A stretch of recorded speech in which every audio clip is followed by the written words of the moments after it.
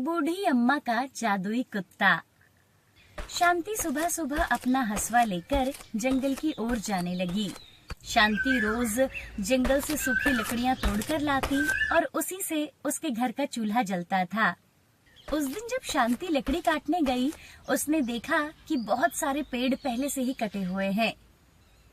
अरे, अब तो हमारा ये जंगल कटता ही जा रहा है। लोग बड़े बड़े हरे पेड़ भी बिना सोचे समझे ही काट देते हैं। शांति जंगल के और अंदर चली जाती है। उसने देखा कि वहाँ एक बहुत बड़ा सूखा पेड़ गिरा हुआ था। अरे, यहाँ पर तो बहुत सारी सूखी लकड़ियाँ हैं। अगले 10 दिन तक भी यहाँ से लकड़ियाँ काटूंगी तब भी कम नहीं पड़ेंगी। शांति पेड़ की लकड़ियाँ काटने के लिए हसवा उठाती है, तभी उसने देखा कि उन लकड़ियों के नीचे से छोटे पिल्लों की आवाजें आ रही थी। अरे अरे, लगता है यहाँ किसी कुत्ते ने बच्चे दिए हैं। अगर मैं यहाँ से लकड़ियाँ उठाऊंगी तो बच्चे परेशान होंगे। चलो, मैं कोई और सूखा पेड़ देखती हूँ। ऐसा बोलकर शांति आगे बढ़ जाती है, जहाँ उसे एक और सूखा पेड़ दिखता है और शांति अपनी जरूरत के अनुसार लकड़ियाँ लेकर घर जाती है। ऐसे ही दिन बीत रहे थे। शांति रोज उस कुत्ते के और उसके पिल्लों को देखती है और उनके लिए रोज रोटी लेकर जाती है और उनको रोटी डालती थी। एक दिन जब शांति जंगल से लकड़ी काटने गई, तब उसने देखा कि कल्याणी और उसकी बहू उसी सूखे पेड़ पर कुल्हाड़ी चला रही थी, जिस पेड़ की लकड़ियों के नीचे पिल्ले थे। अरे कल्याणी, सीमा बहू, ये तुम क्या कर रहे हो? अरे, इस बुढ़िया का तो दिमाग खराब हो गया है। दिखाई नहीं देता क्या लकड़ियां काट रहे हैं? अरे वो तो मैं देख रही हूँ, लेकिन इस पेड़ की लकड़ी को मत काटो। इसके नीचे कुत्ते के छोटे छोटे पिल्ले हैं। तो क्या हुआ? वो पिल्ले किसी और पेड़ की लकड़ियों के नीचे छुप जाएंगे? इतने सारे पेड़ गिरे होते हैं यहाँ पे। सीमा बहू, तू लकड़ियां काट। ये बुढ़िया तो ऐसी ही बकती रहती है। अरे, लेकिन इतने छोटे बच्चे कहाँ जाएंगे? लेकिन कुछ नहीं, चल जा यहाँ से। आई बड़ी हमें सिखाने वाली। सास बहू उस सूखे पेड़ की लकड़ियों को काटने लगते हैं और बूढ़ी शांति बेचारी चाह कर भी कुछ नहीं कर पाई और वो आगे चली गई। दोपहर के समय जब शांति जंगल से लौट रही थी, तब उसने देखा कि कल्याणी और उसकी बहू ने सारी लकड़ियां काट ली थी और अब वहाँ एक कुतिया मरी हुई थी। ऐसा लग रहा था कि किसी ने उसके सर पर पत्थर मारा हो और उसके चारों पिल्ले अपनी माँ के पास बैठे तड़प रहे थे। ये सब देखकर शांति की आंखों से आंसू बहने लगते हैं। हे भगवान, अब इन बच्चों का क्या होगा? ये कल्याणी भी कितनी दुष्ट है। मैंने बताया था कि यहाँ से लकड़ियाँ मत काटो, लेकिन उसने मेरी बात नहीं सुनी। फिर शांति ने गड्ढा खोदकर उस कुतिया के शव को उस गड्ढे में डाल दिया। शांति जैसे ही घर आने लगी, तभी सारे पिल्ले भी उसके पीछे पीछे चल पड़े। अरे अरे अरे, ये सब तो मेरे साथ ही चल पड़े हैं। क्या करूं? इन्हें यहाँ छोड़ भी नहीं सकती। शांति उन सब पिल्लों को अपने साथ अपने घर ले जाती है। अरे बुढ़िया, पागल हो गई है क्या? इन पिल्लों को उठाकर कहाँ चली है? अरे, खुद का पेट तो तुझसे भरता नहीं, इनको क्या खिलाएगी? अपना मुंह बंद रखो, तुमने इनकी माँ को मारा है। अरे मारती नहीं तो क्या करती? तुम्हें पता भी है हमें कैसे खाने के लिए दौड़ी थी वो? हाँ, अच्छा वो मेरे हाथ में पत्थर आ गया और मैंने उसका सर फोड़ दिया। कितनी बेरहम हो तुम। मैंने तो पहले ही बोला था कि यहाँ से लकड़ियां मत काटो, लेकिन तुम दोनों ने मेरी बात नहीं सुनी और ऊपर से इन बच्चों को भी अनाथ कर दिया। आई बड़ी हमें इंसानियत का पाठ पढ़ाने वाली। मैं भी देखती हूँ कि तू इन कुत्तों को यहाँ कैसे रखती है। शांति पिल्लों को लेकर अपनी झोपड़ी में चली जाती है। दूसरी तरफ कल्याणी और उसकी बहू लोगों के कान भरने लगती हैं। अरे बहन, तुम्हें पता है वो शांति 4-4 पिल्लों को यहाँ लेकर आई है। कल को वो जब सब कुत्ते बड़े हो जाएंगे तो न जाने किस किस को काटेंगे। अरे हमारे बच्चे यहाँ खेलते हैं, उनको काट लिया तो? अरे हाँ हाँ, हम ये सब नहीं होने देंगे अपने गाँव में। आखिर हम अपने बच्चों को खतरे में नहीं डाल सकते। कुछ देर के बाद शांति के घर पर सारे लोग आ पहुँचते हैं। शांति उन पिल्लों को खाना खिला रही थी। सब शांति को भला बुरा कहने लगते हैं। देखो, अगर तुमने इन पिल्लों को अपने साथ यहाँ रखना है तो तुम्हें भी ये गांव छोड़कर जाना होगा। ये यहाँ नहीं रह सकते, समझी तुम? बेचारी शांति उन पिल्लों को उठाती है। चलो बच्चों, इस गांव से हमारा दाना पानी उठ गया है, अब हम यहाँ नहीं रह सकते, हमें ये गांव को छोड़कर जाना ही होगा। चलो हम कहीं और जाकर हमारी दुनिया बसाएंगे। उन पिल्लों के साथ गांव से बहुत दूर जाने के लिए निकल गई। दिन बीत रहे थे और शांति दर-बदर भटकते हुए एक जंगल में पहुंचती है, जहां वो छोटी सी झोपड़ी बनाकर रहने लगती है। जैसे तैसे वो अपने लिए और पिल्लों के लिए एक वक्त का खाना जुटा पा रही थी, जिसकी वजह से 3 पिल्ले मर जाते हैं। एक दिन थकी हारी शांति एक पेड़ के नीचे बैठी थी और वो एक पिल्ला उसकी गोद में सोया हुआ था। तभी वहाँ पर एक योगी बाबा आए। प्रणाम योगी बाबा। कल्याण हो अम्मा। एक बात बताओ, तुम इस कुत्ते के बच्चे को ऐसे गोद में लेकर क्यों बैठी हो? बाबा, इसने अपनी माँ और भाई बहनों को खो दिया है। इसका इस दुनिया में कोई नहीं है, इसलिए मैं इसे अपने साथ अपने घर ले आई। लेकिन हमारे गांव वालों की वजह से मुझे गांव छोड़ना पड़ा। अब मैं काम और सर पर छत ढूंढते हुए दर-बदर भटक रही हूँ। अम्मा, तुम्हारा हृदय सच में कोमल है। तुमसे किसी का भी दुख देखा नहीं जाता। तुमने अनाथ पिल्ले की जिम्मेदारी लेकर इसे एक परिवार दिया है। तुम अगर चाहो तो मेरे साथ मेरे आश्रम में रह सकती हो। मेरे आश्रम में मेरे कुछ शिष्य हैं और कई बार कितने साधु भी आते हैं। उनके भोजन और रहने की व्यवस्था की जिम्मेदारी अगर तुम उठाओ तो मुझे बहुत आनंद होगा। अरे, ये तो मेरी खुशनसीबी है बाबा। मुझे आपके आश्रम में रहने में सचमुच बहुत खुशी होगी। लेकिन बाबा, मेरा कुत्ता भी मेरे साथ आएगा। मैं इसे कहीं नहीं छोड़ सकती। हाँ अम्मा, तुम इसके साथ आ सकती हो। शांति बाबा के साथ उनके आश्रम चली गई। शांति अब योगी बाबा के आश्रम में सफाई, भोजन व्यवस्था, हवन की सामग्री तैयार करने में, बाबा जी के शिष्यों की सहायता करने, ऐसे काम करने लगती है। शांति का कुत्ता हमेशा उसके साथ रहता था। धीरे धीरे शांति अब योगी बाबा के आश्रम में सफाई, भोजन व्यवस्था, हवन की सामग्री तैयार करने में, बाबा जी के शिष्यों की सहायता करने, ऐसे काम करने लगती है। शांति का कुत्ता हमेशा उसके साथ रहता था। धीरे धीरे अम्मा का कुत्ता बड़ा हो गया। अम्मा आश्रम के सारे काम अच्छे से करती थी, जिसमें उनका कुत्ता भी उनकी मदद करता था। योगी बाबा अम्मा का काम और उनकी काम के प्रति निष्ठा देखकर बहुत खुश थे। बाबा हमेशा अपने बाकी शिष्य और साधुओं से अम्मा की तारीफ करते थे। बाबा जी का एक शिष्य था कुशल, जो शांति की तारीफ से बहुत जलता था। उसे लगता था कि अम्मा बूढ़ी हो गई है और कोई भी काम ठीक से नहीं करती। फिर भी बाबा उसकी तारीफ करते हैं, जबकि वो इतनी पढ़ाई करता है, वेद पाठ करता है, फिर भी बाबा उसको कोई अहमियत नहीं देते थे। एक दिन, कुशल बेटा, ये लो, आपके लिए खाना बनाकर लाई हूँ। अम्मा, आपको ज्यादा आलसी नहीं हो चुकी हो? तुम्हें तो 2 सब्जी बनाने के लिए कहा था ना? ऐसी बात नहीं है बेटा, वो बाबा जी ने एक ही सब्जी बनाने को कहा है, क्योंकि हमें आज कहीं और जाना है पाठ करने। तभी वहाँ अम्मा का कुत्ता आता है और थाली की रोटी को स्मेल करने लगता है। अरे अरे, ये क्या?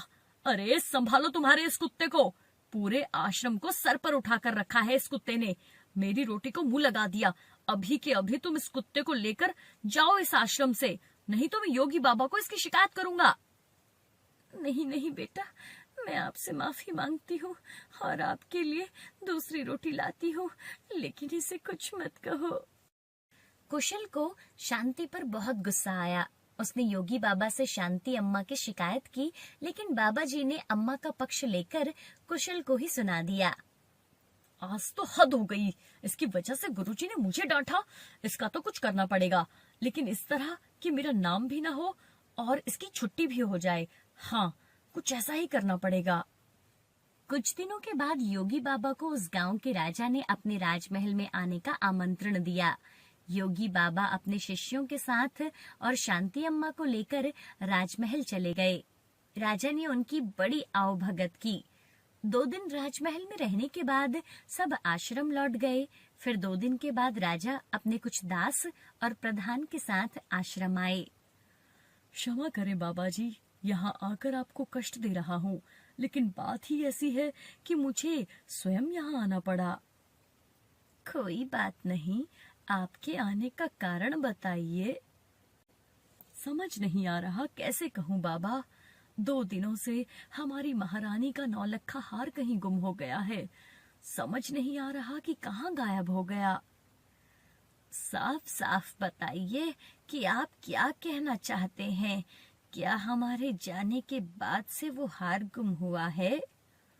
सच कहूँ तो हाँ। मतलब हम में से किसी ने वो हार चुराया है, ऐसा कहना है आपका? नहीं बाबा जी, मैं आप पर शक करने का पाप नहीं कर सकता, लेकिन महारानी की वजह से मुझे यहाँ पर आना पड़ा है। महाराज, आपके यहाँ आने की वजह से मुझे कोई आपत्ति नहीं हुई, लेकिन मैं अपने सारे शिष्यों को अच्छे से जानता हूँ। मेरे शिष्यों में से कोई भी चोरी जैसा पाप नहीं कर सकता। फिर भी अगर आपको तसल्ली ना हो तो आप सबकी तलाशी ले सकते हैं। राजा के साथ आए हुए दासों ने सबकी तलाशी ली। तब उन्हें अम्मा की झोली में वो 9 लक्खा हार छुपा मिला। वो अम्मा को पकड़ कर ले गए। छोड़ो मुझे, मैंने कुछ नहीं किया। बाबा जी, मैं सच कह रही हूँ, मैंने चोरी नहीं की। अरे अम्मा, आपने चोरी की है? हम सोच भी नहीं सकते थे कि आप इतनी गिरी हुई हरकत कर सकती हो। नहीं नहीं बेटा, मैं सच कह रही हूँ, मैंने कुछ नहीं किया। मैंने तो उस हार को देखा तक नहीं। बाबा जी, ये अम्मा रंगे हाथों पकड़ी गई है। अब मैं कुछ भी नहीं कर सकता। मुझे इन्हें सजा दिलाने के लिए महल लेकर जाना ही होगा। बाबा जी, मुझे बचा लीजिए, मैंने सच में कुछ नहीं किया। आप मुझे जानते हैं, मैं चोरी के बारे में सोच भी नहीं सकती। अरे बुरे से बुरे वक्त में भी मैंने चोरी नहीं की, तो अब क्या करूंगी? मेरा विश्वास कीजिए। राजा के दास अम्मा को ले जाने लगे, तभी उनके पीछे से राजा को अम्मा का कुत्ता खींचने लगता है। अरे छोड़ो मुझे, अरे हटाओ इस कुत्ते को। क्या हुआ? तुम कुछ कहना चाहते हो? लगता है अम्मा का कुत्ता आपको कुछ बताना चाहता है। चलो, कहाँ जाना है? कुत्ता अम्मा के कहने पर आश्रम के कमरों की तरफ भागता है और उसके पीछे सब लोग जा रहे थे। तभी वो कुत्ता कुशल के कमरे में जाता है और उसके कमरे में एक थैला था। कुत्ता उसको देखकर भौंकने लगता है। राजा के दास उस थैले को खोलते हैं तो उसमें उस 9 लक्खा हार के साथ वाले कान के झुमके भी थे। ये थैला किसका है और ये झुमके इसमें? ये तो कुशल का है। सच सच बताओ कुशल, ये सब क्या है? ये सब तुमने ही चोरी किया था ना? और फिर हार अम्मा के थैले में रख दिया? नहीं, मैंने कुछ नहीं किया। ये यहाँ कैसे आया? मुझे नहीं पता। तुम्हारी लड़खड़ाती हुई जुबान ने सब कुछ कह दिया है।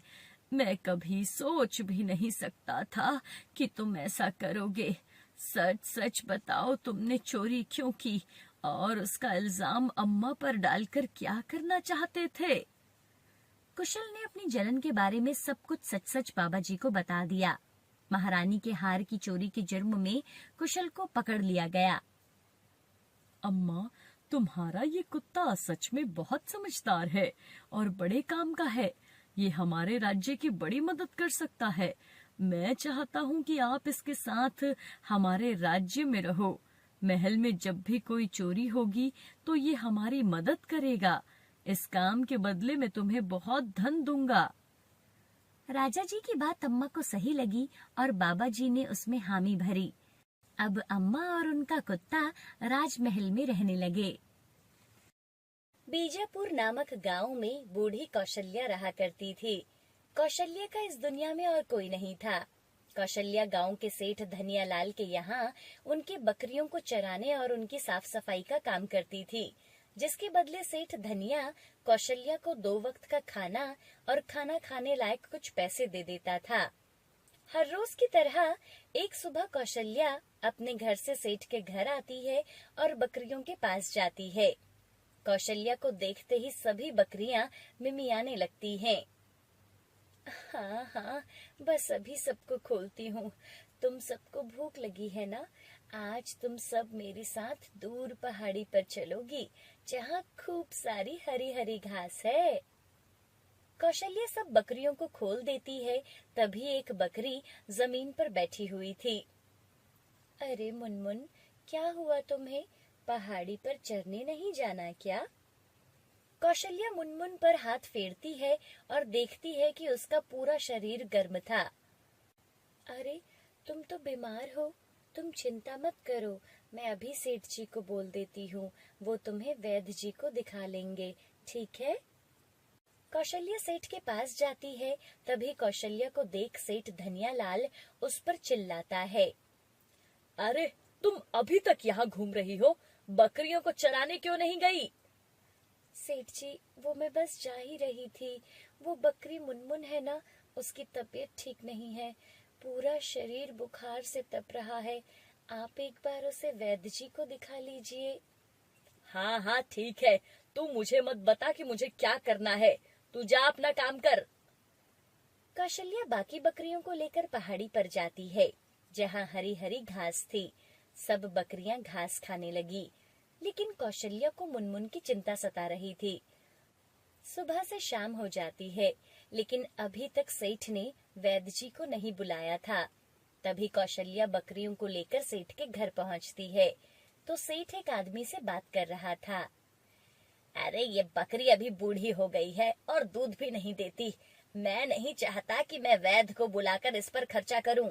तू ऐसा कर, सुबह ही एक कसाई को मेरे पास भेज दे, जो इसे ले जाए, नहीं तो यहाँ पड़े पड़े ये साथ में दूसरी बकरियों को भी बीमार कर देगी।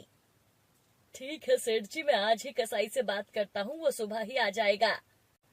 ये सब कौशल्या सुनती है, तो उसे मुनमुन के लिए बहुत बुरा लगता है। मुनमुन बकरी भी कौशल्या को देखकर मिमियाने लगती है, मानो वो अपने आप को बचाने की गुहार लगा रही हो। कौशल्या घर जाती है, लेकिन आज वो बहुत परेशान थी। मुझे मुनमुन को कैसे भी करके बचाना ही होगा, नहीं तो कल सुबह कसाई उसे ले जाकर मार देगा। अगली सुबह कौशल्या सुबह सुबह उठती है और सेठ के घर जाती है और सेठ से प्रार्थना करती है। सेठ जी, वो बीमार बकरी आप मुझे दे दीजिए। मेरे पास पैसे तो नहीं है, लेकिन अगले 6 महीने तक मैं आपका सारा काम बिना किसी पैसे के करूंगी। सेठ मन ही मन सोचने लगता है, अगर इस बीमार बकरी के बदले ये बुढ़िया 6 महीने तक मेरा मुफ्त में काम करेगी, तब तो मेरा बहुत फायदा होगा। हाँ, वैसे भी इस बीमार बकरी का कसाई भी मुझे क्या ही पैसा देगा। सुन, ठीक है, ले जा इसे, लेकिन याद रखना, अब 6 महीने तक तुम्हें कोई पैसा नहीं मिलेगा। ठीक है सेठ जी। कौशल्या मुनमुन को अपने घर ले जाती है और उसे खाने के लिए कुछ पत्ते डालती है और वैद्य जी से बकरी के लिए कुछ दवाई भी लेती है और उसे मुनमुन को खाने को देती है। मुनमुन, तू अभी यहाँ बैठकर आराम कर, मुझे सेठ की बकरियों को चराने के लिए ले जाना है, फिर कल से तू भी मेरे साथ चल सकती है, ठीक है? अब कौशल्या सेठ की बकरियों को चराने ले जाती है और शाम को घर आती है। कौशल्या को देखते ही मुनमुन मिमियाने लगती है। कौशल्या मुनमुन को हाथ लगाती है, तो अभी भी उसका शरीर बुरी तरह से कांप रहा था। हे भगवान, मेरी मुनमुन को ठीक कर दे, मुझसे इसका दुख नहीं देखा जा रहा। मैं तेरे लिए ना कुछ पत्ते लेकर आती हूँ। कौशल्या मुनमुन के लिए कुछ पेड़ों की डालियां काट कर लाती है, जो पत्तों से भरी हुई थी। ये ले, इसे खा ले, तुझे भूख लगी होगी ना? लेकिन मुनमुन उन पत्तों की तरफ देखती भी नहीं। कुछ खाने को है क्या? बहुत भूख लगी है। हाँ बाबा, आप बैठिए, मैं कुछ लाती हूँ। कौशल्या सुबह का बचा हुआ खाना उस बाबा को दे देती है। बाबा, मेरे पास आज यही है, सुबह का खाना आप यही खा लीजिए। बाबा वो खाना खाने लगता है और कुछ देर के बाद, आपका बहुत बहुत धन्यवाद, आपने इस भूखे को खाना खिलाया है। कौशल्या उसे कोई जवाब नहीं देती क्योंकि उसका पूरा ध्यान अपनी बकरी मुनमुन पर था। क्या हुआ, आप कुछ चिंतित लग रही हो? क्या बताऊं बाबा, ये मेरी मुनमुन बीमार हो गई है। वैद्य से दवाई भी ली लेकिन कोई फर्क नहीं पड़ा। कुछ समझ नहीं आ रहा कि क्या करूं। आप चिंता मत करो, आपकी बकरी बिल्कुल ठीक हो जाएगी। बाबा उस बकरी के सर पर हाथ फेरता है और वहां से चला जाता है। कुछ ही देर में मुनमुन वहां रखी डालियों से पत्ते खाने लगती है। ये देखकर कौशल्या को थोड़ी राहत आ जाती है। खा ले, अब तो ठीक है ना? कौशल्या बकरी को हाथ लगाकर देखती है तो अब उसको बुखार नहीं था। बुखार तो उतर गया, शुक्र है भगवान। कौशल्या अंदर जाती है और अपने बर्तन देखती है तो उसको खाने के लिए कुछ नहीं था, बस एक सूखी रोटी बची थी। कौशल्या उस सूखी रोटी को अचार और पानी के साथ खा लेती है और सो जाती है। अगले दिन से मुनमुन एकदम ठीक हो जाती है और दूध भी देने लगती है। अरे, इतने दूध का मैं क्या करूंगी? ऐसा करती हूँ, कुछ दुकान पर बेच दिया करूंगी। कम से कम 2 वक्त के लिए खाने के लिए कुछ पैसे ही मिल जाएंगे। अब कौशल्या बकरी का दूध निकालती है और कुछ बाजार में बेच आती थी और फिर सेठ की बकरियों को चराने जंगल ले जाती है। ऐसे ही समय बीतता गया। एक दिन, अरे क्यों कौशल्या, जो तू बूढ़ी बकरी लेकर गई थी वो अभी भी जिंदा है या निकल गई? शुभ शुभ कहो सेठ जी, मेरी मुनमुन तो अब एकदम चुस्त और दुरुस्त हो गई है और दूध भी देती है। उसी के दूध से ही तो मेरा घर चल रहा है। क्या? ठीक है, जा अब अपना काम कर। सेठ गुस्से से वहां से चला जाता है। अरे, मैंने इस बुढ़िया को अपनी बकरी बेचकर गलती कर दी, लेकिन अब मुझे अपनी बकरी वापस चाहिए। वो मेरी बकरी है, फिर ये बुढ़िया उससे कैसे मुनाफा कमा सकती है? उस पर तो सिर्फ मेरा हक है। शाम को जब कौशल्या काम खत्म करके अपने घर आने लगती है तो सेठ उससे बोलता है, अरे देख कौशल्या, मुझे मेरी बकरी वापस चाहिए। क्या? आपकी बकरी? लेकिन सेठ जी, वो तो मैंने आपसे 4 महीने पहले ही ले ली थी। अब मैं उसको आपको नहीं दे सकती। अरे ऐसे कैसे नहीं देगी, वो मेरी बकरी है। और अगर तुम्हें चाहिए तो कल मुझे सुबह सुबह 1 लाख रुपए देने होंगे, नहीं तो वो बकरी मेरी हो जाएगी। क्या? 1 लाख रुपए? लेकिन मेरे पास इतने पैसे कहाँ से आएंगे सेठ जी? ऐसा मत करो, मेरी मुनमुन को मुझसे मत छीनो। कौशल्या सेठ के पैरों में हाथ जोड़कर गिड़गिड़ाने लगती है, लेकिन लालची सेठ कौशल्या को जोर से लात मार देता है और कौशल्या जमीन पर गिर जाती है। कल सुबह 1 लाख रुपए मुझे चाहिए, नहीं तो उस बकरी को मैं खुद खोल कर ले जाऊंगा, समझी? कौशल्या रोते हुए अपने घर आती है और मुनमुन को गले लगाकर रोने लगती है। माफ करना मुनमुन, मैं तुम्हें अपने साथ नहीं रख सकती क्योंकि मेरे पास इतने पैसे नहीं है। कल सुबह वो सेठ तुम्हें यहाँ से ले जाएगा। कौशल्या की आंखों से आंसू बह रहे थे। कौशल्या जब से सेठ के घर से आई थी वो मुनमुन के पास बैठकर रो रही थी और वो वहीं सो जाती है। आधी रात को मुनमुन जोर जोर से मिमियाने लगती है। तभी बकरी का मिमियाना सुनकर कौशल्या की आंख खुल जाती है। क्या हुआ मुनमुन, तुम ठीक तो हो ना? तभी कौशल्या देखती है कि मुनमुन के मुंह से सोने के सिक्के निकल रहे थे। अरे, ये तो सोने के सिक्के हैं। कौशल्या मुनमुन को गले से लगा लेती है और उसे बड़ा प्यार करती है। मेरी मुनमुन तो जादुई बकरी है, इसके मुंह से सोने के सिक्के निकल रहे हैं। भगवान, अब सब ठीक हो जाएगा। अगली सुबह कौशल्या सिक्के बेचकर 1 लाख रुपए सेठ को दे देती है। आखिर इस बुढ़िया के पास इतने रुपए आए कहाँ से? लगता है उस बकरी का दूध बेच बेच कर ये बुढ़िया बहुत अमीर हो गई है। मुझे इसका कुछ करना होगा। दूसरी तरफ ये बात पूरे गांव में आग की तरह फैल जाती है कि बूढ़ी कौशल्या ने सेठ के 1 लाख रुपए चुका दिए। अरे जब से कौशल्या ने उस बकरी को अपने पास रखा है वो बहुत ही खुशहाल जिंदगी जी रही है। सुना है उसके पास अब पैसों की कोई कमी नहीं है। वो बकरी नहीं बल्कि धन का खजाना है। सही कह रहे हो भाई, तभी तो सेठ के 1 लाख रुपए चुका दिए।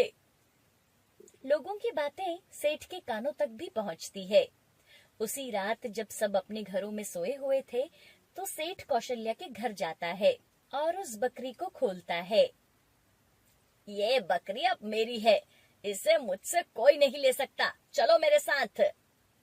तभी बकरी जोर जोर से मिमियाने लगती है। बकरी की आवाज सुनकर कौशल्या वहां आती है और देखती है कि सेठ बकरी को अपने साथ ले जा रहा है। अरे ये क्या कर रहे हो आप? मैंने आपको आपके पूरे पैसे दे दिए हैं, फिर मेरी मुनमुन को आप अपने साथ क्यों ले जा रहे हो? छोड़ो इसे, मैं इसे कहीं नहीं ले जाने दूंगी। अरे मेरे रास्ते से हट जा, आज ये बकरी मैं लेकर ही जाऊंगा। छोड़ो मेरी मुनमुन को। सेठ कौशल्या को जोर से धक्का मारता है और कौशल्या के सर पर चोट लग जाती है। मर जा यहीं, जा, इसे मैं अपने साथ लेकर जा रहा हूँ, समझी? जैसे ही सेठ बकरी को खींचने लगता है तो वो बकरी एक देवी के रूप में बदल जाती है। दुष्ट, तू इस बकरी को कहीं नहीं ले जा सकता। तेरे जैसे लोग जो बीमार जानवर की सेवा करने के बजाय उसे कसाई के हाथों बेच देते हैं, ऐसे लोगों को इस धरती पर जीने का कोई हक नहीं है। कौशल्या ने बिना किसी स्वार्थ के मेरी सेवा की है, इसलिए मैंने उसको उसकी सेवा का फल दिया है, लेकिन तुमसे मैं तुम्हारा सारा धन छीनती हूँ। इतना कहते ही सेठ बहुत गरीब बन जाता है और वो देवी वहां से अंतर्ध्यान हो जाती है और गरीब धनिया भिखारी बनके अपने घर जाता है, जहां वो देखता है कि उसका घर टूटा फूटा हो चुका था और तिजोरी से सब गहने और पैसे गायब हो चुके थे। हाय हाय, सब बर्बाद हो गया, मेरा सब कुछ लुट गया। दूसरी तरफ कौशल्या अपनी मुनमुन के साथ खुशी खुशी रहने लगती है।